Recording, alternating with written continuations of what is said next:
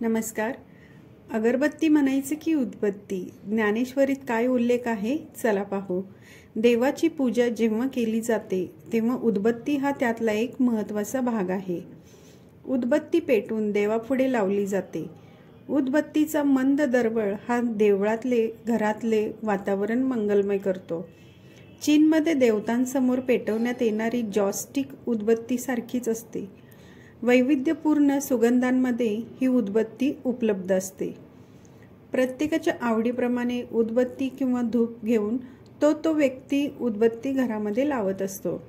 काही दिवसांपूर्वीच अयोध्येतल्या राम मंदिरामध्ये प्राणप्रतिष्ठा सोहळ्यासाठी 108 फुटांची उदबत्ती पाठवण्यात आली होती. त्याचीही चर्चा झाली होती. उदबत्ती म्हणायचे की अगरबत्ती असाही प्रश्न अनेकांना पडतो. अगरबत्ती हे नाव कसं तयार झालं? अगरबत्ती का म्हटलं जातं याचं एक महत्त्वाचं कारण आहे. ते म्हणजे अगरू नावाचा वृक्ष. नागालँड, मिझोरम, भूतान आणि आसाम या राज्यांमध्ये हा वृक्ष आढळतो. या झाडाचं खोड मऊ असतं आणि त्याच्या आतल्या भागात सुगंधी तेल असतं. खोडाचा हा भाग पाण्यातही बुडतो. अगरू वृक्षाचे तेल हा मुख्य घटक असणारा भाग म्हणजे अगरबत्ती. अगरू हा संस्कृत शब्द आहे. हिंदी आणि बंगालीत तो झाला अगर.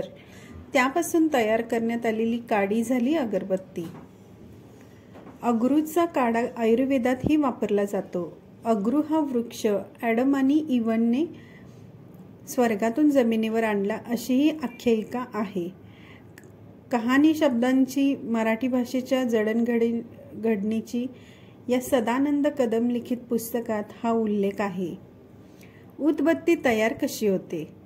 उदबत्ती हा अगरबत्तीचा समानार्थी शब्द आहे.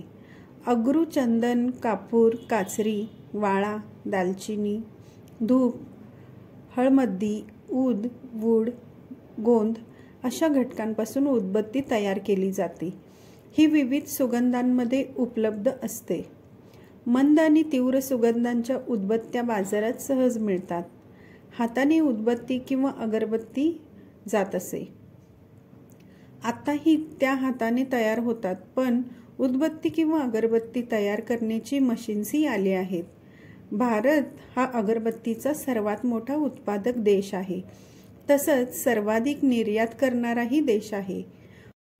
हाँगकाँग, सिंगापूर, पाकिस्तान, थायलंड, चीन, जपान, अमेरिका या देशांमध्येही उदबत्तीची निर्मिती केली जाते. भारतात तयार होणाऱ्या एकूण उदबत्ती उत्पादनापैकी 70% उत्पादन हे कर्नाटकातून केलं जातं.